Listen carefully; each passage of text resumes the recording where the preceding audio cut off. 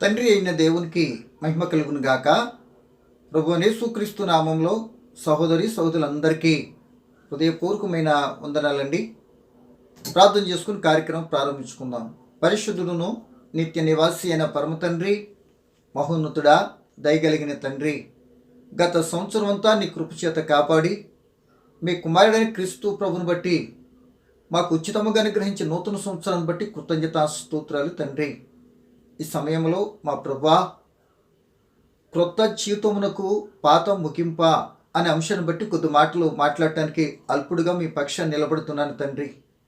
మీ చిత్తానుసారం మీ ఆత్మ సహాయంతో మాట్లాడటానికి సహాయం చేయండి. ఈ మాటలు వినబోతున్న ప్రియులైన వారందరినీ ఆధ్యాత్మిక బలపరచండి. నీ సన్నిధి సహాయం మాతో ఉంచి మీరు మహిమ పొందమని యేసు అధికారం కలిగిన నామమున ప్రార్థన అడిగి వేడుకుంటున్నాను మా తండ్రి, ఆమేన్.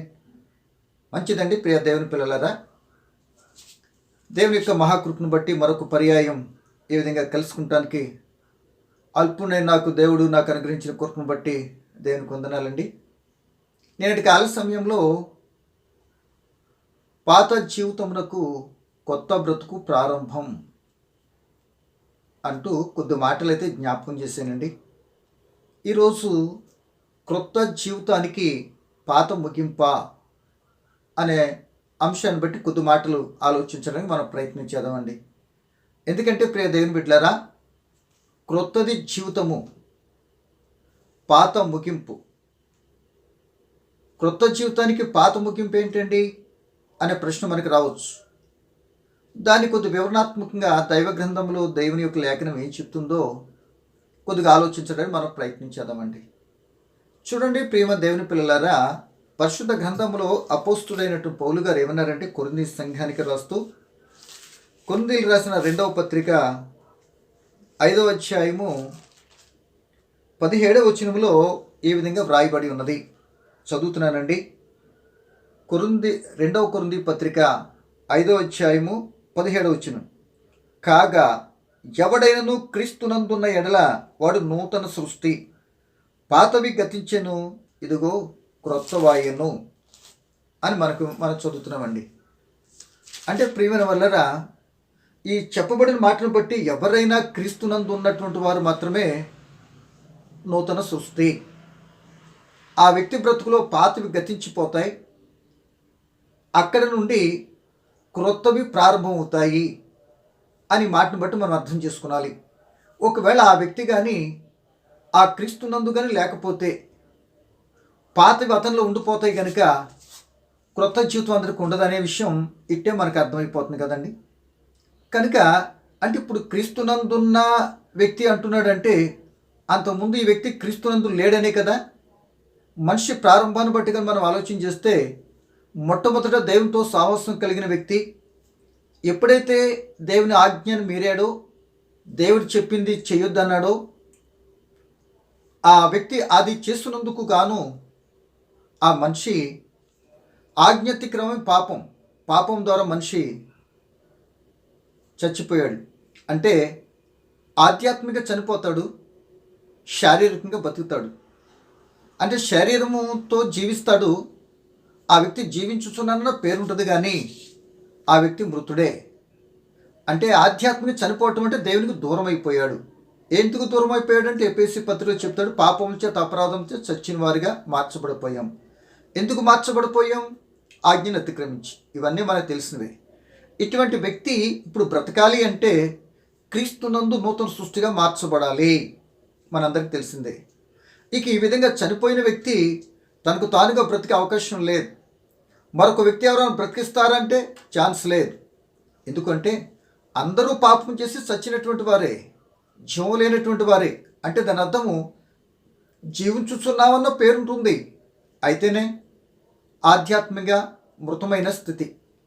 కనుక క్రీస్తు ప్రభు ఈ లోకానికి వచ్చిన తర్వాత అటువంటి వారిని బ్రతికించడానికి ఆయన మాట ద్వారా బ్రతికించడానికి లోకానికి వచ్చిన సంగతి మనందరికీ తెలుసండి. అందుకే ఇక్కడ పౌలు గారు చెప్తున్నవాడు, క్రీస్తునందున్నవాడు నూతన సృష్టి. ఆ వ్యక్తి కొత్తగా మార్చబడతాడు. అంటే చచ్చిన స్థితిలో ఉండి, అంటే పాపముల చేత చచ్చిపోయిన వ్యక్తి క్రీస్తు తరపు మాట విని మరణములో నుండి జీవంలోనికి దాటి ఉన్నాడు అని మన యోహాను సువార్తలో కూడా మనం చదువుతాం.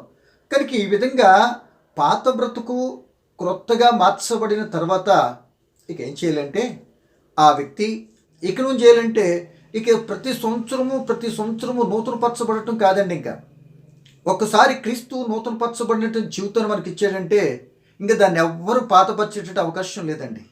ఒకవేళ పాత పడిపోతుంది ఆ జీవితము అని అంటే దేవుడిచ్చినటువంటి అవకాశాన్ని ఆ వ్యక్తిగతంగా తను పోగొట్టుకోవాలి. ఎందుకంటే తను పోగొట్టుకుంటానికి అవకాశం ఉంది.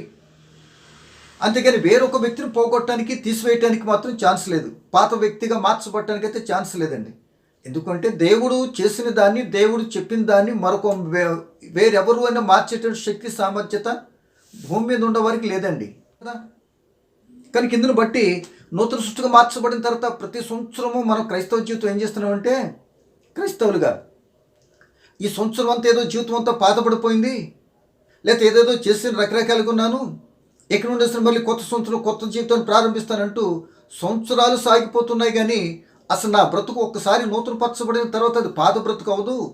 అయితే ఒకవేళ నా అవధేయతను బట్టి మరలా నేను ఎప్పుడైతే క్రీస్తునందు ఉండటానికి రాకముందు ఏ క్రియలు అయితే ఉన్నాయో ఆ క్రియలు చేసుకుంటాం కారణంగా దేవుడిచ్చిన నూతన జీవితాన్ని పాడు చేసుకున్నటువంటి పోగొట్టుకుని పాత జీవితంలో పడుతామే తప్ప ఎవరు మార్చని సంగతి ముందే చెప్పాను. కనుక దీన్ని బట్టి ఈ మాటను బట్టి మనకు అర్థం కావాల్సిందంటే నీకు నాకు దేవుడిచ్చినటువంటి ఆ రక్షణ మనగా పోగొట్టుకోవచ్చేమో, కానీ ఎవరు పోగొట్టే అవకాశం ఉండదు. కనుక మరి ఎందుకు ఇప్పుడు నేను పెట్టిన పేరు క్రొత్త జీవితానికి పాత ముగింపు ఏంటి అనే మాట అంటే బైబిల్ చరిత్రలో మనం చూసినట్లయితే ఇలా రక్షింపబడిన అనేక మంది జీవితాలు, క్రీస్తు రక్తం చేత కడగబడిన క్రైస్తవుడిగా కడగబడినటువంటి ఎంతోమంది జీవితాలు ఆధ్యాత్మికంగా క్రొత్త జీవితం ప్రారంభించి అనేక మంది బ్రతుకులు ఆధ్యాత్మిక స్థితి లేకుండా ఎంతోమంది శరీర సంబంధం ముగిస్తున్నట్లు ఎంతోమందిని చూస్తుంటాం. గలతీ సంఘంతో అదే చెప్తుంటాడు పౌలు గారు. ఏమని? ఆత్మానుసారంగా ప్రారంభించి మీరు శరీరానుసారంగా ముగిస్తారా? ఇదేనా మీకు అర్థమైంది? క్రీస్తుని గురించి తెలుసుకున్నది ఇదేనా అంటూ ఆ సంఘాన్ని ప్రశ్నించినట్లుగా మనం చూస్తూ ఉంటాం 3వ అధ్యాయంలో. ఇప్పుడు మనకు కావాల్సింది క్రొత్త జీవితం. క్రీస్తునందు ఉంటే నూతన సృష్టి. ఆ వ్యక్తి ఇచ్చిన పాతియన్ని పాతి పెట్టేశాం. ఎలా పాతి పెట్టేశాం? బాప్తిసం ద్వారా శరీర సంబంధం క్రియలు పాతిపెట్టి, ఒకప్పుడు శరీర క్రియల చేత ఆత్మను చంపేము, ఇప్పుడు శరీర క్రియల చేత ఆత్మక్రియల చేత శరీరం చంపి బాప్తిసం ద్వారా పాతిపెట్టి నూతన సృష్టిగా మార్చబడి క్రీస్తునందుకు మనం వస్తున్నాం. ఆ క్రీస్తునందున్న వ్యక్తి శిక్ష ఏది కూడా లేదు. అంతకుముందు అవిధేయతను బట్టి రావాల్సిన శిక్ష ఆయన తీసుకొని, ఆ మరణము ఆయన తీసుకొని జీవనం మనకి ఇచ్చాడు అనే సంగతిని మనకు తెలిసిన విషయమే. ఇప్పుడు ఎలా ఈ క్రొత్త జీవితము పాత ముగింపు ఎలా అవుతుంది అని నేను ఒకసారి ఆలోచిస్తే చరిత్రలోకి వెళ్ళి ఒకరిద్దరిని కొన్ని మాటలను జ్ఞాపకం చేయాలని ఆశపడుతున్నానండి. మనందరికీ బాగా తెలుసు ఇశ్రాయేలీలు. బాగా విందామండి ఒక మాటగా. ఇశ్రాయేలీలు ప్రియమైన వర్లరా ఐగుప్తు దేశంలో బానిసలుగా ఉన్నారు కదా. 430 సంవత్సరాలు బానిసలుగా ఉన్నప్పుడు వారికి ఫరో అక్కడ సైన్యము పెట్టే బాధలను బట్టి దేవునికి మొరపెడితే మోషేను పంపించి విడిపించాడు అన్న సంగతి మనకు తెలుసు. అక్కడ విడిపించడం జరిగినటువంటి ఒక మాటగా చెప్పుకోవాలంటే భయంకరమైన 10 తెగుళ్ళు ఆ దేశాన్ని అంతా కూడా అతలకుతలం చేశాయి. ఎంతో నష్టాన్ని కలిగి చేశాయి. మనందరికీ తెలుసు. అవి ఎంచుమించుగా కళ్ళారా చూశారు. ఇంకో తారతమ్యత ఏంటంటే ఐగుప్తులో ఉన్నప్పుడు వీరు గోషాన్ దేశంలో ఉంటున్నప్పుడు వీళ్ళకైతే వెలుగుంది, ఐగుప్తు దేశం చీకటి. ఐగుప్తులందరూ బాధపడుతుంటే నీరంతా రక్తమైతే వీరు ప్రశాంతంగా మంచినీళ్ళు తాగేస్తున్నారు. ఇలాంటి ఎన్నో చూశారు. అద్భుతాలు చక్కగా అక్కడి నుండి స్టార్ట్ అయిన బ్రతుకులు. ఎట్టకేలకు మొత్తం మీద మోషే గారు ఐగుప్తు దేశం విడిపించాడు. బాగా వినాలి. అంటే ఐగుప్తు అనగా లోకము, పాపము, చీకటి అని చెప్పుకొని వచ్చండి. ఆ స్థితిలో నుండి దేవునికి మొరపెట్టుకుంటే మోషేను పంపించి దేవుడు తన వాగ్దానాన్ని, అబ్రహాంతో చేసిన వాగ్దానాన్ని జ్ఞాపకం చేసుకొని ఎట్టకేలకు మోషే ద్వారా వారిని రక్తం ద్వారా అంటే పస్కా పశువుగా మరి గొర్రెపిల్లని వధించుకున్నారు. మొత్తం మీద ఆ రక్తపు మరక ద్వారబంధం మీద రాసుకున్నారు. అప్పుడు సంహారపుతో ఐగుప్తు తొలిచూరులందరూ చంపబడుతున్న ఇశ్రాయేల్ ఎవ్వరు కూడా చనిపోలేదు. గొప్ప ఆశ్చర్యం. అంటే నా ప్రియమైన వర్లరా దేవుడు మాట ప్రకారం, దేవుని ప్రణాళిక ప్రకారం ఎవరైతే చేస్తారో చుట్టూ మరణమృతంగా మోగుతూ ఉన్నా ఆ వ్యక్తులు మాత్రం దేవుడు కాపాడుతాడండి. ఎవరైతే దేవుని ఆజ్ఞను మీరి వాళ్ళ ఇష్టానుసారంగా వెళ్తారో దేవుడు కాపాడబడే అవసరం లేదండి. మనం చేసుకున్నదే మనల్ని చంపేస్తుంది, మనం తినదే మనల్ని కక్కిస్తుంది అన్న సంగతి ఇట్టే మనకు అర్థమైపోతుంది అనుకుంటున్నాను. కనుక ఈ సమయంలో నా ప్రియమైన సోదరుడా సహోదరి ఆలోచించే, అలా ఐగుప్తు నుండి మోషే ద్వారా విడిపించబడిన తర్వాత వీళ్ళు మొత్తం మీద ఎర్ర సముద్రం దగ్గరకు వచ్చారు. ఎర్ర సముద్రంలో ఏం జరిగింది వీళ్ళకి అని అంటే సింపుల్గా చెప్తున్నాండి. ఎర్ర సముద్రంలో దాటడం కారణంగా ఏమైందంటే వాళ్ళు పాత బ్రతుకంతా కూడా పాతి పెట్టబడి మరి నూతన వ్యక్తిగా, నూతనమైనటువంటి జీవితముగా, క్రొత్త జీవితంగా ఇశ్రాయేలీ జీవితము ఎర్ర సముద్రం దాటిన తర్వాత ప్రయాణం మరి క్రొత్త జీవితంగా మార్చబడిందండి. అంటే ఎర్ర సముద్రము వాళ్ళ యొక్క పాపాలన్నిటికీ డెడ్ సీగా వాటన్నీ కూడా పాతి పెట్టేశారు ఇక్కడ. అంటే ఈ మాట మనం ఎక్కడ చదువుతూ ఉంది. అలా బాప్తిసం అంటే ఎర్ర సముద్రం దాటడం కారణం మేఘంలోను ఎర్ర సముద్రంలో బాప్తిసం పొందారని అపోస్తలుడైన పౌలు కొరింథీ సంఘానికి ఎప్పుడో జరిగిన స్టోరీని ఆయన కొరింథీ సంఘానికి తెలియపరుస్తాడండి. ఎందుకంటే వాళ్ళు బాప్తిసం పొందారు ఏమండి, అక్కడ కొత్త ప్రయాణం స్టార్ట్ అయింది. ఎలా కొత్త ప్రయాణం స్టార్ట్ అయింది అని అంటే మునుపు నడిచిన ప్రయాణం కాదు, మునుపు ఉన్నటువంటి తీరు మాత్రం వాళ్ళకి జీవితంలో లేదు, మునుపు తినినటువంటి ఆహార పదార్థాలు తినడానికి లేదు, మునుపు నివసించినటువంటి గుడారాల్లోనూ మరొక ఇంట్లో నివసించడం కాదు. టోటల్గా ఎర్ర సముద్రం దాటబడిన తర్వాత టోటల్గా చేంజ్ అయిపోయింది. వాళ్ళ బ్రతుకు చేంజ్ అయింది, వాళ్ళ ప్రయాణం చేంజ్ అయింది.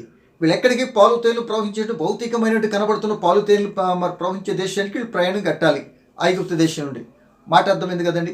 ఆ మాటను చదువుకొని కొద్దిగా ముందుకెళ్తాం. ఎందుకు ఈ మాట చెప్తానంటే వాళ్ళు ఐగుప్తు దేశం నుండి ప్రయాణమై ఎర్ర సముద్రం బాప్తిసం పొంది యువతలకు వచ్చిన నూతన సృష్టిగా మార్చబడిన ఒకళ్ళు క్రొత్త జీవితం ప్రారంభమైన అన్ని కార్యక్రమం క్రొత్త జీవితంలో గొప్ప ఆశ్చర్యకార్యాలు చూశారు వాళ్ళు.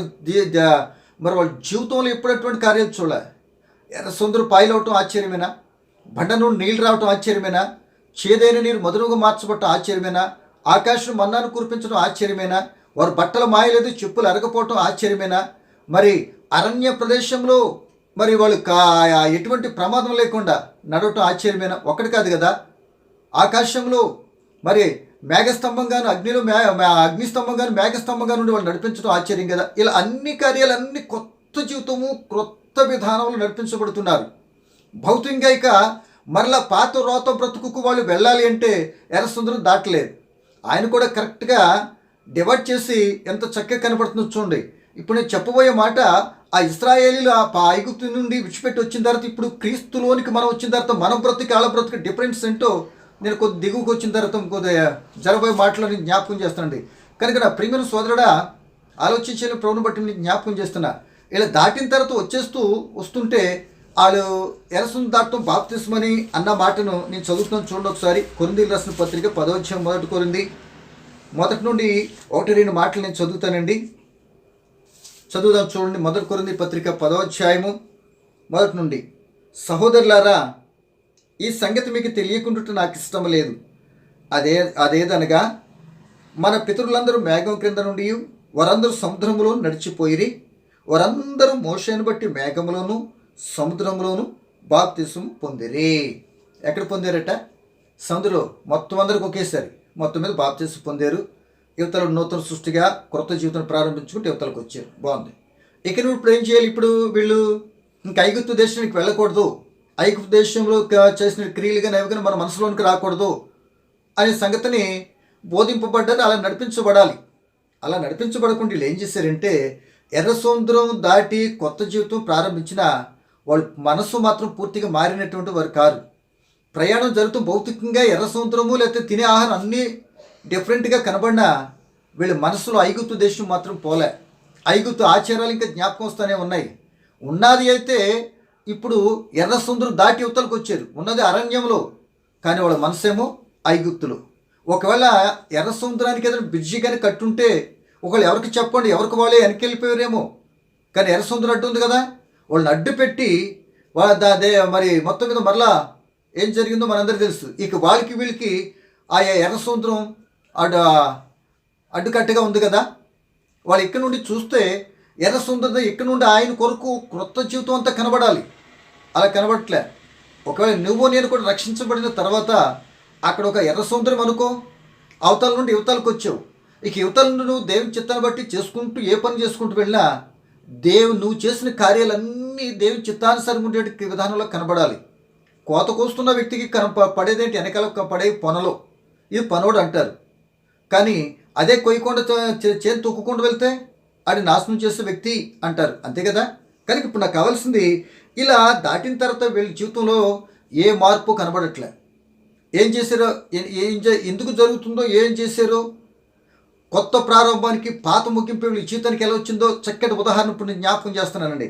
చూడండి, వీళ్ళు ఏం చేశారంటే 5వ వచనం, అయితే వారు ఎక్కువ మంది దేవునికి ఇష్టలుగా ఉండకపోయారు కనుక అరణ్యంలో సంహరింపబడిరి.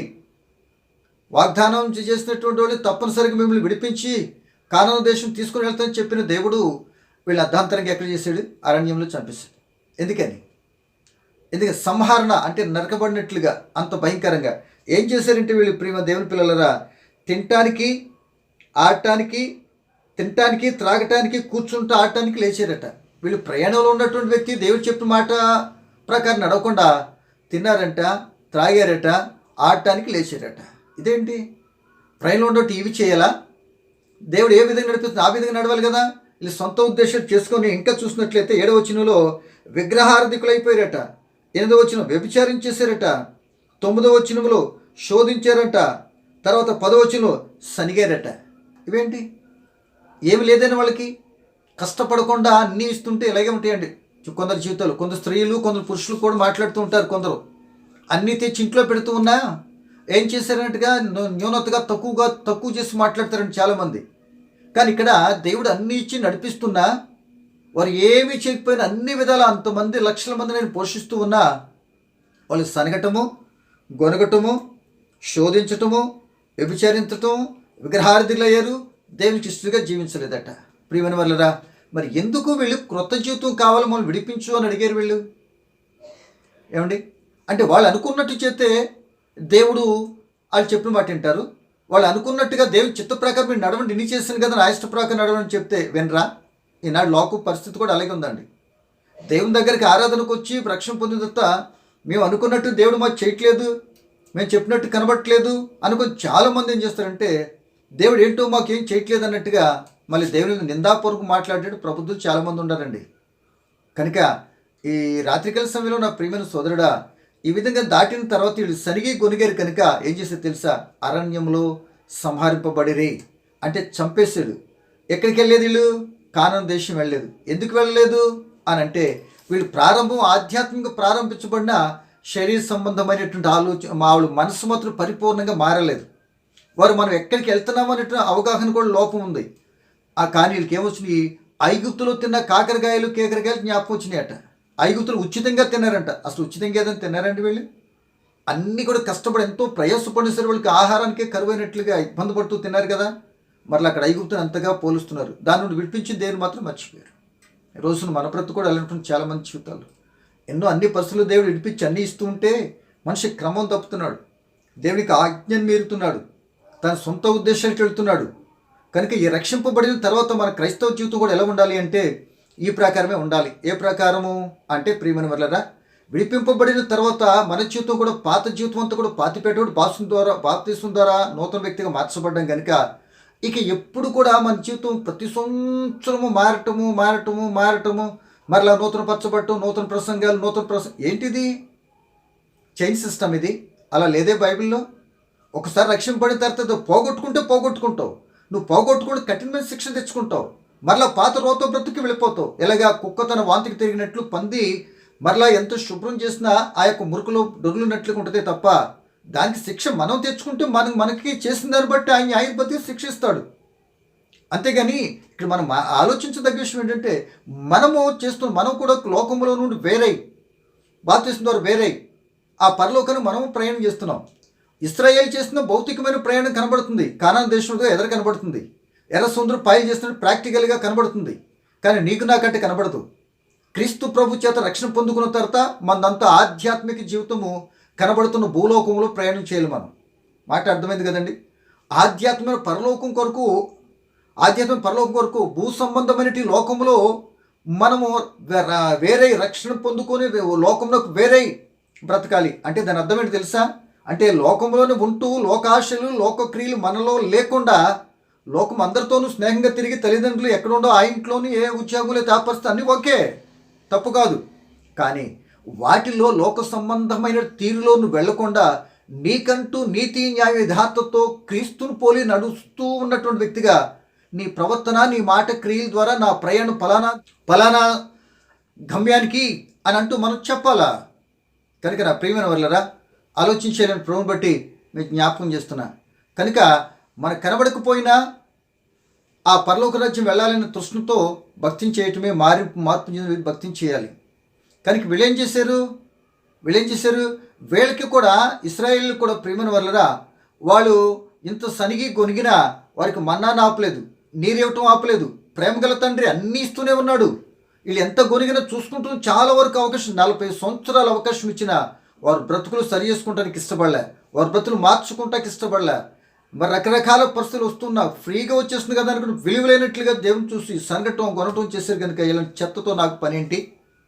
ఎంతమంది విడిపిస్తేనే నా పిల్లలైతేనే అని ఏం చేస్తాడంటే సంహరించేసాడంట. సర్పం చేత కలిసి 3000 మంది సర్పాలు వచ్చి వాళ్ళని కరిసేసినాయి అంట. 3000 మంది చనిపోయారు. కనుక ప్రియమైన దేవుని బిడ్డలారా, ఒక రకంగా చెప్పాలంటే ఐగుప్తు దేశంలో ప్రారంభింపబడిన వారు అందరూ చనిపోయారు, 2 మినహా. కనుక వాళ్ళు ఎవరో మీ అందరికీ తెలుసు అనుకోండి. కనుక ఈ సమయంలో మనకు కావాల్సింది, అలాగే మీరు గమనించండి, నీకు నాకు కూడా నూతన సంవత్సరం ఇస్తున్నాడు అనుకుంటున్నావు, నూతన సంవత్సరం. కానీ మన బ్రతుకు కూడా నూతనమే. నూతన సంవత్సరం ఇచ్చాడంటే నూతనంగా ఉండాలని ఆ నూతన సంవత్సరం కంటిన్యూ చేస్తుందండి జీవితంలో. మరలా నూతన సంవత్సరం వచ్చింది, మరలా ఇది, మరలా వాగ్దానం, మరలా మరొకటి, మరలా రిపెంటెన్స్, మరలా మార్పు చెందటం. ఇది ఒక చైన్ సిస్టమ్ అయిపోయి ఎక్కడ బ్రేక్ లేకుండా పాతది కొత్తది మిక్స్ అయిపోయి చాలామంది ఆధ్యాత్మిక స్థితిలో చచ్చిన స్థితి, అంటే ఆధ్యాత్మికంగా ప్రారంభించబడి శారీరకం ముగించే స్థితిలోనికి చాలామంది వచ్చేస్తున్నారు. ఏం తిందామా, ఏం త్రాగుదాం, ఏం సంపాదించుకుందాం స్థితిలోనికి వెళ్ళిపోతున్నారు. ప్రారంభం బాగానే ఉంటుంది, క్రొత్త జీవితము, ఆయా రోజుల్లో చక్కగా ప్రార్థనకి వెళ్తారు, వస్తారు, చేస్తారు, అన్నీ బాగానే ఉంటాయి. రాను రాను సీనియారిటీ పెరుగుద్ది కదా, వయసు పెరుగుద్ది, అనుభవం పెరుగుద్ది కదా సంఘంలో పరిస్థితుల్లో. ఇక వాళ్ళు ఇష్టం అండి, ఇది కరెక్ట్ మార్పు కాదండి. సగం సచ్చిన వాళ్ళు ఇలాగే చేస్తారండి. పరిపూర్ణమైనటువంటి మారుమనసు పొందినటువంటి వారు ఇక మనస్సు దేవునికి ఇచ్చిన తర్వాత, ఆ మనసులో దేవుని వాక్యం చేత నింపబడిన తర్వాత దేవునికి మార్గం ఏంటో మార్గంలో నడుస్తూ అనేక మందికి మార్గదర్శిగా ఉంటారు. అనేక మంది సంవత్సరము నూతనాత్మలను దేవులోకి నడిపించడానికి పని చేస్తారు. అంతేగాని వీళ్ళు పాతపడిపోయి మరలా కొత్త సంవత్సరం మళ్ళీ క్రొత్తపడటము, మరలా నూతనంగా మార్చబడటం, నూతన హృదయం అని ప్రార్థన చేయటం, ఇవన్నీ కొద్దిగా ఆలోచించాలి కదండి. ఏమండి, ఒకేసారి జరుగుద్ది నూతన సృష్టిగా. అలా జరిగిన తర్వాత నిలుపుకుంటావో లేకపోతే ఏం చేస్తావు? ఒకవేళ నిలుపుకోనికి వెళ్ళి ఇంత సరిగ్గా 40 సంవత్సరాల వాళ్ళు అవకాశం వినియోగించుకోలే. మరొక మాటగా చెప్తాను. మరి లోకసువార్త 13వ అధ్యాయం 3 సంవత్సరాల బట్టి ద్రాక్ష తోటలోకి అంజూరు చెట్టు ఉందంట కదండి. మనందరూ చాలా పర్యాలకు చెప్పుకొని ఉంటారు, దైవజనం చెప్తుంటారు. ఆ అంజూరు 3 సంవత్సరాల బట్టి కాపు కాయట్లే. ఆయన 3 సంవత్సరాలు ఎందుకు ఉంచాడు? ఎందుకు ఉంచాడు అని అంటే, ఈ సంవత్సరం అన్నా ఉంచినందుకు జ్ఞాపకం చేసుకుంటావేమో. నేను నాటినటువంటి ఆయన ఫలించాలి, ఆయన యొక్క ఉద్దేశం నెరవేర్చాలని ఆ చెట్టు ఏనాడు అనుకోలే. చెట్టు అంటే చెట్టుతో మనకేంటండి అని అంటారా? మనమే చెట్టుమి. ఎందుకంటే మొదటి కీర్తనలో చెప్తున్నాడు, నీటి కాలంలో ఉన్న నాటబడిన చెట్టు వలె ఉన్నాము అని కీర్తన గారు చెప్తూ ఉంటాడు. ఎవరు అట్ట ఉంటారు అని అంటే, పాప మార్గాలు విడిచిపెట్టినటువంటి వారు, అపహాసలు కూర్చున్న చోట కూర్చున్నటువంటి వారు, దుష్టుల ఆలోచన నడవనటువంటి వారు మాత్రము ఆ వ్యక్తులను మొక్కతో పోల్చి నీటి కాలంలో ఎవరు నాటాడు అని కీర్తన భాగంలో మనం చూస్తుంటాం. మొదటి కీర్తన. ఇప్పుడు ఏం చేయాలి? చెట్టు నీటి కాలంలో ఎవరిని ఎందుకు నాటాడు? అక్కడ నీరు లేని చోట ఎండలోనో ఎక్కడో, లేదా పశువులు తినే చోట నాటొచ్చు కదా అని అంటే, దేవునికి ఉద్దేశము ఆయన చిత్తాన్ని జరిగించేటటువంటి వారిని పెట్టే స్థలం ఏంటంటే, పచ్చిగలగ చోట్లైన పరుణ చేత అంటాడు దావీదు గారు. ఆ నీటి కాలంలో ఎవరిని నాటబడిన చెట్టు ఏం చేయాలంటే, ఆ నీరుని పీల్చుకొని ఏం చేయాలి? ఫలించాలి. నీరుని పీల్చుకొని ఫలించాలి. అలా నీరుని పీల్చుకొని ఫలించకపోతే చెట్టు ఇదిగో 3 సంవత్సరాల బట్టి చూస్తున్నాడట. కానీ తోట యజమాని వచ్చాడు, తోటమాలి అది చెప్తున్నాడు, ఈ సంవత్సరం అన్న ఉండనివ్వండి అంటే, ఈ సంవత్సరం అన్నా ఉండనివ్వండి అంటే ఈ సంవత్సరం ఇచ్చాడనే కదా. కనుక ఆ సంవత్సరం ఉండనిస్తే ఫలించినా సరే, లేకపోతే ఏం చేయాలి? నరకాలి. అంటే ఆయన చిత్తాన్ని బట్టి కానీ నడవకపోతే వచ్చేది మెడ మీదకి కత్తేనండి. అది ఎవరైనా మీరైనా నేనైనా కావచ్చు. కనుక అటువంటి స్థితి కాకుండా మనం ఏం చేయాలంటే, ఈ సంవత్సరం అయినా ఉండనిస్తున్నాడు అంటే, ఒకవేళ లోటుపాట్లు ఏమైనా ఉంటే పాత జీవితాన్ని, క్రొత్త జీవితాన్ని పాత పరిస్థితుల ద్వారా తినేదాన్ని బట్టి, త్రాగేదాన్ని బట్టి, చేసేదాన్ని బట్టి, మన సొంత ఉద్దేశం బట్టి ఒకరు పాత జీవితంగా రక్షణ పోగొట్టుకున్నావేమో, ప్రార్థన జీవితం కోల్పోయేవేమో, ఇక లాక్డౌన్ కారణంగా దేవుని సాహసాన్ని విడిచిపెట్టేసావేమో, ఏం తినాలని ఏం త్రాగుదామని చీకు చింతల చేత అలమటించిపోతున్నావేమో, ఇలాంటి వాటిని బట్టి నీ రక్షణ కోల్పోతావేమో. కానీ దేవుడు నువ్వు ఎప్పుడైతే రక్షణకు వచ్చిందో నిన్ను విడివడి ఎడబాయిపుకొని చూస్తున్నాడనే సంగతి మర్చిపోయి మరలా మాటలు మాత్రం కోటలు దాటిపోతాయి. నారు పోసిన నీరు పోయిడా అంటూ మాట్లాడుతుంటాం. కానీ అలాగే మన జీవితానికి ఏదైనా ఇబ్బంది కష్టం కలిగేటప్పటికీ మనం అందరూ బేవరం అంటూ ఇలా మాట్లాడుతుంటారు. క్రమం కాదండి. ఈ రోజున ఒక అవగాహన లేనటువంటి విధానంలో సాగిపోతున్నారండి. అలా కాకుండా ఈ సమయంలో నేను చెప్పే ఒక మాట ఏంటంటే, ప్రియమ దేవుని పిల్లలరా, ఈ విధంగా ప్రారంభము సంతోషంగా క్రొత్త జీవితం ఉన్న ముగింపు మాత్రం భయంకర స్థితిలో ఇశ్రాయేలీలు ఆకులు రాలినట్టు రాలిపోయి పరమకాలాన్ని పోగొట్టుకున్నారు. ఈ రోజున క్రైస్తవులు కూడా అనేక సంవత్సరాలు ఇస్తున్న ఈ చెట్టుకి 3 సంవత్సరాలు ఇచ్చినా ఫలాలు లేకుండా పోయిందనుకో, రేపు పొద్దుటే నరకబడుతుంది. ఇది నరకబడుతుంది. కనుక నేను చెప్పే ఒక మాట అంటే, ప్రియమ దేవుని పిల్లలరా, అలా ఇశ్రాయేలీలు కొత్తగా ఎర్రసముద్రం దాటి జీవితం ప్రారంభించి అసలు పరమకాలాన్ని చేరకుండా, అదే కాలాన్ని చేరకుండా అరణ్యంలోనే వారి జీవితాన్ని శారీరకం ముగించేసరిగా దేవుని కోపానికి గురైపోయారు కదా. ఈ చెట్టు కూడా ఎలాగ ఉంది కదా. మరొక మాట చెప్పి నేను ముగిస్తా. ఇస్కరియోతు యోధాను మరి చూసినట్లయితే 3.5 సంవత్సరాలు దేవునితో మంచి జీవితము, భయంకరమైనటువంటి పరిస్థితులు. యోధా నుండి వచ్చినటువంటి శిష్యుడు ఎవరైనా ఉండాలంటే ఇస్కరియోతు యోధానండి. మిగతా శిష్యులందరూ ఇంచుమించి గలిలయ పరిసర ప్రాంతాల నుండి వచ్చారు. కానీ ఈ యోధా, ప్రియమ దేవుని పిల్లలారా, గమనించాలి, 3.5 సంవత్సరాలు దేవునితో ఉన్నాడు, దేవునితోనే ప్రారంభించాడు, దేవునితోనే తిరిగాడు, ఆధ్యాత్మిక సంబంధ స్థితి అంతా చూశాడు. గొప్ప గొప్ప మరి ధనమును గురించినట్టు ప్రసంగాలన్నీ కూడా, లోకసోత చెప్పిన ప్రసంగాలన్నీ కూడా విన్నాడు. అయితేనే బుద్ధి మారలే, మనస్సు మారలే, దేవుని వెంబడిస్తున్నాడు. 3 సంవత్సరాలు ఆయనతోనే ఉన్నాడు. కానీ చివరాకారికి ఆధ్యాత్మికంగా నూతన జీవితంగా క్రీస్తుతో ఉండి ప్రారంభించిన జీవితము చివరాకారికి అర్ధాంతరంగా మరేం చేశాడు, మెడకి ఉరితాడు వేసుకొని చెట్టుకి ఏలాడి చనిపోయాడండి. ఎందుకని అంటే ఆధ్యాత్మిక ప్రారంభించాడు, శరీరానుసారంగా ముగించాడు. ఇదిగో కొత్త జీవితంతో ప్రారంభించాడు, పాత జీవితంలో ఉన్నటువంటి పాత పనులు ఏవైతుండయో ఆ పనులుగా ముగించేశాడు. కనుక అటువంటి జీవితం కూడా మనకు ఉందని చూసుకుందాం. చూడండి, పౌలు గారు కూడా చెప్తుంటాడు, పులిపిండి కొద్దిగా ఉన్నా, ఎంత పెద్ద ముద్దైనా పులిపిండి కొద్దిగా వచ్చిందనుకోండి అది పులిసిపోద్ది కదా అంటాడు 1 కొరింథీ 5:5. కనుక ఎన్ని రకాలుగా మన జీవితంలో క్రొత్త జీవితాన్ని కాపాడుకుంటే ఎన్ని రకాల ప్రయత్నం చేసినా వ్యక్తిగతంగా నువ్వు కాపాడుకోలేవు. నీ భక్తిని కానీ నీ పరిస్థితిని కానీ నువ్వుగా ట్రై చేస్తే కుదరదు. ప్రభా నన్ను కాపాడు అని నీ చెడులను పడకుండా ఉండాలని నువ్వు పరిశుద్ధాత్మకు అప్పగించుకొని కుమారుడు క్రీస్తు ప్రభుని బట్టి నడవటానికి నువ్వు దేవునికి అప్పగించుకుంటే నీ స్టీరింగ్ కంట్రోల్ ఆయన తీసుకుంటాడు. కనుక ఏ యాక్సిడెంట్ అవ్వకుండా ఆయన నడిపిస్తాడు.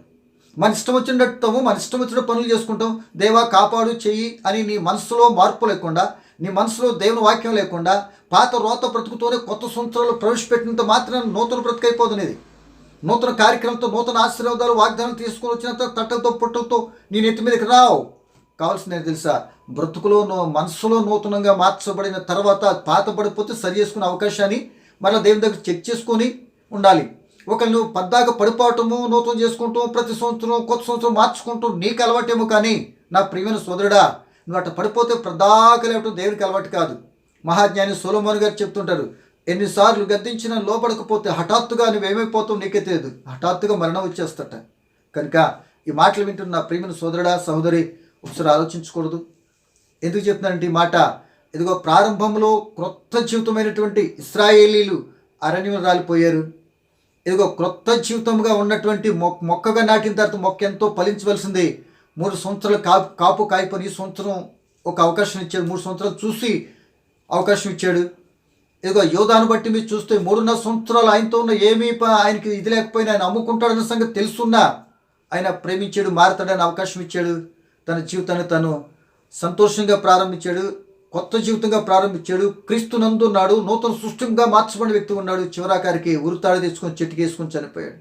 ఈరోజు నేను సూటి ప్రశ్న అడుగుతున్నా, రక్షణ పొందిన తర్వాత నీ ఆధ్యాత్మిక జీవితము యథార్థతగాను క్రీస్తు చూపిన మార్గంలోను నీతి యథార్థను అనుసరిస్తూనే నడుస్తున్నామా అంటే అనేక మంది జీవితాల ప్రశ్నార్థకం. ప్రియ దేవుని బిడ్డ, అలా ప్రశ్నార్థంగా ఉన్నటువంటి ఏ జీవితమైనా సరే ఆధ్యాత్మిక సంబంధం ఫలాలు పొందుకోవడానికి అవకాశం లేదు, ఆ పరలోకం చేరటానికి అవకాశం లేదు. ఎవరైతే క్రీస్తునందు ఉండవో నూతన సృష్టి నూతనటువంటి ఆకాశము, నూతనటువంటి ఆ పరలోకము, నూతన యొక్క యెరూషలేముకి వెళ్ళడానికి అవకాశం ఉంటుంది. కానీ నూతనంగా మార్చబడిందే అందుకు. నూతనంగా మార్చబడిన వ్యక్తిని తీసుకొని వెళ్ళటానికి యేసు రాబోతున్నాడు. మన దగ్గర సిద్ధపడి ఉందా? సంవత్సరాలు జరిగిపోతున్నాయంటే మనకు పోయే కాలం దగ్గర పడుతుందని అర్థం. మనకిచ్చిన ఒక సంవత్సరం తరిగిపోయిందని అర్థం. అలా అవగాహన కలిగి దేవుని చిత్తాన్ని బట్టి మనము దేవుని కొరకు చేయవలసిన పనులు ఎన్నో ఉంటే, చాలామంది జీవితాల్లో పాత రోత బ్రతుకులో అయ్యో ఈ సంవత్సరం నేను సాధించలేకపోయినని క్రొత్త సంవత్సరంలో సరే పాత రోత బ్రతుకుతో సంబంధించినటువంటి క్రియలు, ఆలోచనలు, చెత్త చెదరం నెరవేర్చుకుంటానికి కొత్త సంవత్సరంలో కూడా ట్రై చేస్తారు.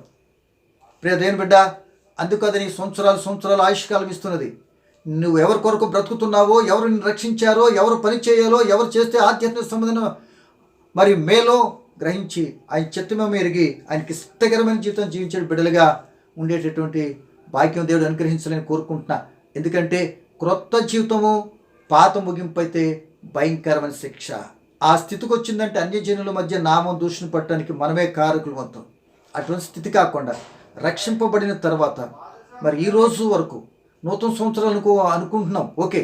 కానీ నూతనమైనటువంటి ఇచ్చిన ఆ క్రొత్త జీవితాన్ని కాపాడుకుంటూ వచ్చామా, పాటు చేసుకుంటూ వచ్చామా, ముగింపు ఏ స్థితిలో ఉంది అనే విషయం ఆలోచించి, మరి ఒకవేళ తేడా ఉంటే, ఒకవేళ నీ పశ్చాత్తాపం నిజమైతే, పోయినటువంటి పాత జీవితాన్ని ఒకవేళ దేవుని చిత్తమైతే మరలా పొందుకొని స్థిరపరచు ప్రభు నడితే నీ పశ్చాత్తాపము కరెక్ట్ అయితే వాళ్ళు క్షమించవచ్చు. రేపటి కాల సమయంలో క్రొత్తగా చేయబడిన జీవితము క్రొత్తగానే ముగించటం సాధ్యమా అని మాటలో ప్రభు చిత్తమైతే నాకు అవకాశం ఉంటే మరి దేవుడు నచ్చుతే తప్పనిసరి మాట్లాడడం ప్రయత్నించేద్దాం. దేవుడు మనకి మాటలు దీవించును గాక. Thank you. God bless you. మా కొరకు కూడా ప్రార్థన చేయడం ప్రభుని బట్టి మిమ్మల్ని కోరుకుంటున్నానండి. Thank you.